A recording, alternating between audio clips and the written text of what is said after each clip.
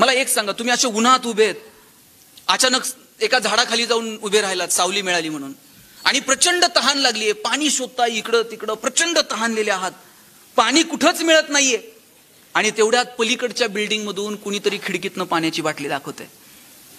साहेब पाणी प्यायचंय का? या या इकडे या. काय वाटलं तुम्हाला त्या माणसाविषयी? प्रचंड तहानलेले आहात आणि कुणीतरी तुम्हाला पाणी देण्यासाठी बोलवतंय, असं वाटेल काय देव माणूस भेटला आपल्याला.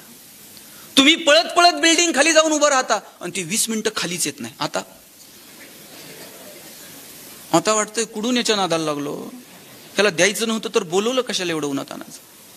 आणि 20 मिनिटांना ते खाली येतंय, येतानाच लिंबू सरबत घेऊन येते, आणि त्यानं म्हणावं नाही नुसतंच पाणी नको, जरा उन्हातून आलाय म्हणून लिंबू सरबत. आता काय वाटतंय? आता वाटतंय का हे माणूस आहे का कोण आहे?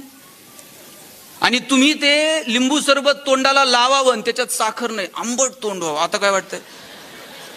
आता वाटतंय याचा गळा दाबू का काय. आणि तेवढ्यात त्यानं साखरेची पुडी बाहेर काढावी आणि विचारावं, मला वाटलं शुगर बिगर असं.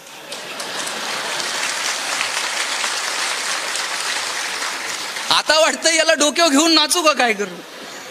क्षणाक्षणाला आपली मतं बदलतात हो इतरांविषयीची.